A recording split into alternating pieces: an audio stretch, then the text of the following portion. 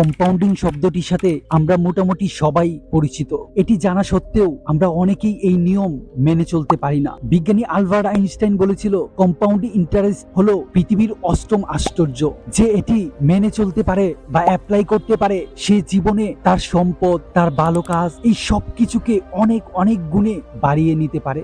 এটিকেই বলে 843 compounding secret rule. এই নিয়মই follow করে বিখ্যাত ইনভেস্টর ওয়ারেন বাফেট বিশ্বের সবচেয়ে ধনী ব্যক্তিতে পরিণত হয়েছে। এছাড়াও বড় বড় ইনভেস্টররা এই নিয়ম ফলো করেই ইনভেস্ট করে। অনেক মানুষ আছে যারা সারা জীবন টাকার জন্য কাজ করতে করতেই তার মূল্যবান জীবনটা শেষ করে দেয়। আবার এমন অনেকেই আছে যারা অল্প টাকা স্যালারি পেয়ে সেটাকে এই কম্পাউন্ডিং রুল অ্যাপ্লাই করে তাদের সম্পদ বহু গুণে বাড়িয়ে নেয়। আপনি যদি মনে করেন কম্পাউন্ড ইন্টারেস্ট মানেই হলো সুদের কারবার, তাহলে আমি আপনাকে বোঝাতে পারছি না। সুদ ছাড়াও অজস্র পথ আছে হালাল ভাবে ইনকাম করার জন্য। এখন আপনি হয়তো বলতে পারেন, ভাই আমার এত টাকা পয়সার দরকার নেই, কয়দিন বাঁচবো, কয়েকদিন পর তো মরেই যাব। তাহলে এই ভিডিওটি আপনার জন্য না। আপনার মতো চিন্তা থাকলে ওয়ারেন বাফেট রিসেন্টলি 70,200 কোটি টাকা অনুদান দিয়েছে, যেটা কোনো কোনো দেশের জিডিপির চেয়েও অনেক বেশি। এরকম মন মানসিকতা থাকলে কখনোই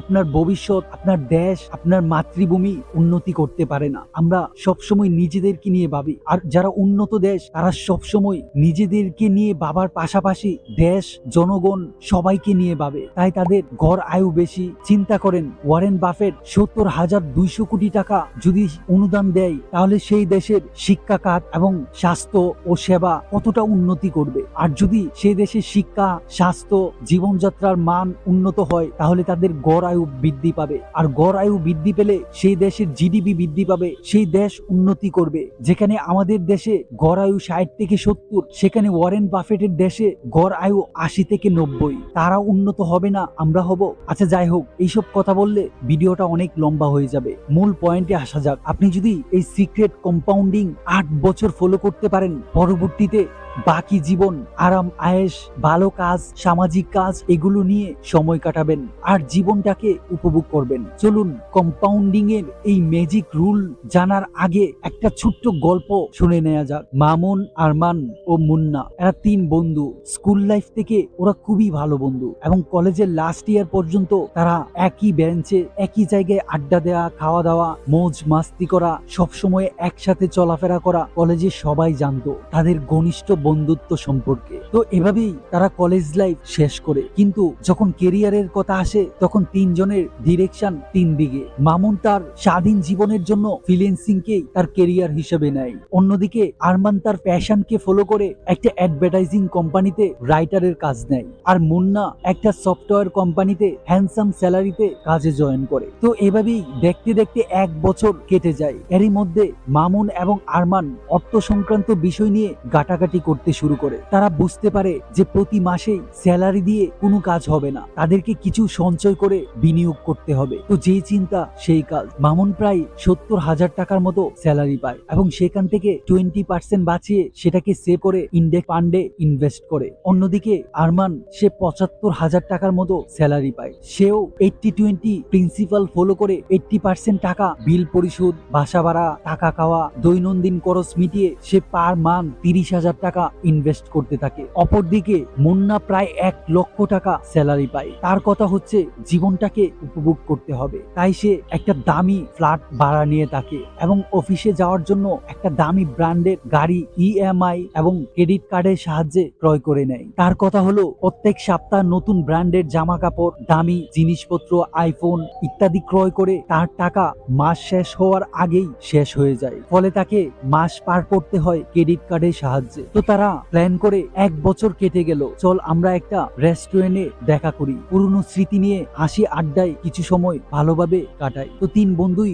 রাজি হয় এবং নির্দিষ্ট রেস্টুরেন্টে সাক্ষাৎ হয়। তো মুন্না বলছে, কি অবস্থা বন্ধুরা, তোমাদের আয়দায়ের কি হালচাল, টাকা পয়সা কেমনে কি হচ্ছে? তখন মামুন বলে, আলহামদুলিল্লাহ ভালোই চলছে। আমি 70,000 টাকার মতো স্যালারি পাই, সেখান থেকে প্রতি মাসে 14,000 টাকা একটা ভালো জায়গায় বিনিয়োগ করছি। তখন মুন্না বলে, কি বলিস, আমি 1 লক্ষ টাকা স্যালারি পেয়ে আমার মাস শেষ করতে পারি না, আর তুই 70,000 টাকা স্যালারি পেয়ে সেখান থেকে আরো 14,000 টাকা ইনভেস্ট করছিস, তাহলে তো তুই প্রয়োজনীয় কোনো খরচ মনে হয় করছিসই না। তখন আরমান বলে, না ভাই, আমিও ঠিক ওর মতোই ইনভেস্ট করছি, কারণ আমি 75,000 টাকা স্যালারি পাই। আমি ফ্ল্যাট ভাড়া না নিয়ে সিম্পল একটা রুম ভাড়া নিয়ে থাকি, এবং অফিসে যাওয়ার জন্য আমি মেট্রো এবং পাবলিক ট্রান্সপোর্টকেই ব্যবহার করি, মাঝে মাঝে উবারের সাহায্য নেই। আমি মোটামুটি এক্সট্রা সব খরচ কমিয়ে দিয়ে আমি পার মান্থ 30,000 টাকা করে ইনভেস্ট করছি। মুন্না হাসতে হাসতে বলে, কি বলিস এগুলো? এইসব ফিল্মি কথাবার্তা বাদ দে, কোথাও ইনভেস্ট করে নিজের কষ্টের টাকাটাকে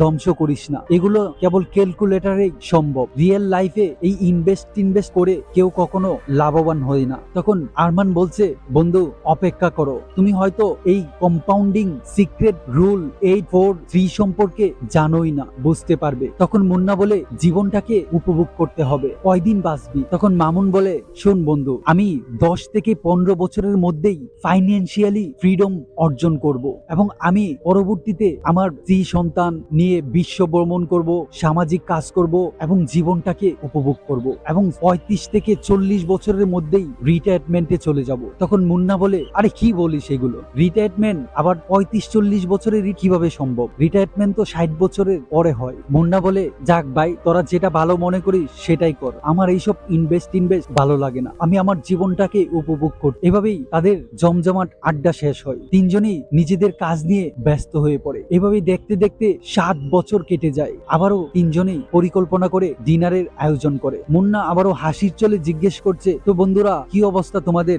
বিনিয়োগের হালচাল কি? আয় রোজগার কি বাড়লো? তখন মামুন বলছে, আলহামদুলিল্লাহ অনেক ভালো, আমি প্রতি মাসে 14,000 টাকা জমিয়ে প্রায় 13 লক্ষ টাকা প্লাস হয়েছে। অন্যদিকে 12% অ্যানুয়াল রিটার্নের মাধ্যমে আমার 23 লক্ষ টাকা জমা হয়ে গেছে। মুন্না তো অবাক হয়ে গেল, যেখানে আমি 1 লক্ষ টাকা স্যালারি পেয়েও আমার হাতে 1 টাকাও নেই, সেখানে তুই মাত্র 70,000 টাকা স্যালারি পেয়ে তোর কাছে এখন 23 লক্ষ টাকা প্লাস আছে। তখন আরমান বলছে, আমি পার মান্থ 30,000 টাকা জমিয়ে টোটাল অ্যানুয়াল রিটার্ন প্লাস করে আমার প্রায় 45 লাখ টাকা প্লাস আছে। তখন মুন্না বুঝতে পারে, সত্যিই তো এই কম্পাউন্ডিং রুল দারুণ ফলাফল নিয়ে এসেছে, আমারই সিদ্ধান্তটা ভুল ছিল। আমি কি করলাম? এই দামি জিনিসপত্র কিনে আমার টাকাটাকে নষ্ট করলাম। তারপর মামুন বলছে, বন্ধু আর কয়েকটা দিন অপেক্ষা করো, এই কম্পাউন্ডিং সিক্রেট সম্পর্কে জানতে পারবে। তারপর তারা আড্ডা দিয়ে আবার যার যার কাজে চলে যায়। তারপর আরো 4 বছর কেটে যায়। আবারও তারা সাক্ষাৎ করার প্ল্যান করে, এবং সাক্ষাতে মুন্না জিজ্ঞেস করে, কি অবস্থা তোমাদের ইনভেস্টের, কত টাকা হলো? তখন মামুন বলে, আমার টাকা 4 বছরে 44 লক্ষ টাকা প্লাস হয়েছে। অন্যদিকে আরমানের টাকা 96 লক্ষ টাকা হয়ে গেছে। মুন্না তো অবাক, কিভাবে সম্ভব? মুন্না বলছে, তোরা আমাকে 843 রুলটাকে একটু বুঝিয়ে বল। আরমান বলছে, বন্ধু আর 3 বছর অপেক্ষা করো, তুমি সবকিছুই বুঝতে পারবে। আবারও তারা 3 বছর পর দেখা করে একটা রেস্টুরেন্টে। তখন আরমানের কাছে 1,51,লক্ষ টাকা আছে, আর মামুনের কাছে আছে প্রায় 1 কোটির কাছাকাছি। এখন মুন্না বুঝতে পেরেছে 8 বছরে আরমান যে 50 লক্ষ টাকা আয় করতে পেরেছিল, পরবর্তী 4 বছরে 50 লক্ষ টাকা আয় করেছে। এর পরবর্তীতে 3 বছরে তৃতীয় 50 লক্ষ টাকা আয় করেছে। এটাই হচ্ছে কম্পাউন্ডিং এর ম্যাজিক। আরমান বলছে, আমার 36 বছর বয়সে আমি ইচ্ছা করলে কোনো কাজ না করেও জীবনটাকে পুরোপুরি উপভোগ করতে পারি, আমার ফ্যামিলি নিয়ে বিশ্ব ভ্রমণ করতে পারি, কাজ না করেও টাকা ইনকাম করতে পারি, এবং সামাজিক ও ধর্মীয় কাজে জীবনটাকে কাটিয়ে দিতে পারি। তো এটি দেখে মুন্না খুবই আফসোস করছে, তার এই কিছু ভুলের জন্য সে আজ যা ছিল তাই আছে। আর অন্যদিকে তার 2 বন্ধু তার চেয়ে কম স্যালারি পেয়ে তারা আজ কোটিপতি। ফাইন্যান্সিয়াল ফ্রিডম অর্জন করার জন্য আপনার মাইন্ডসেট দরকার। আপনি কত টাকা পার মান্থ ইনকাম করছেন সেটা বড় বিষয় নয়, আপনি যত টাকাই ইনকাম করেন সেখান থেকে 10% টাকা জমিয়ে রাখুন, সেটাকেই ইনভেস্ট করুন, এটাই আপনাকে ধনী তৈরি করবে। আপনি অনেক টাকা ইনকাম করেন, সব টাকা যদি খরচ হয়ে যায় কখনোই আপনি ধনী হতে পারবেন না। আপনি সরকারের জন্য, বিভিন্ন প্রতিষ্ঠানের জন্য কাজ করছেন, নিজের জন্য কিছুই করছেন না। যদি এই কম্পাউন্ডিং ম্যাজিক রুল বুঝতে পারেন তাহলে ইয়েস লিখে যাবেন, না বুঝতে পারলে নো লিখে যাবেন। আমি আরো সহজভাবে বলার চেষ্টা করব। Thanks for watching, best of luck, আসসালামু আলাইকুম।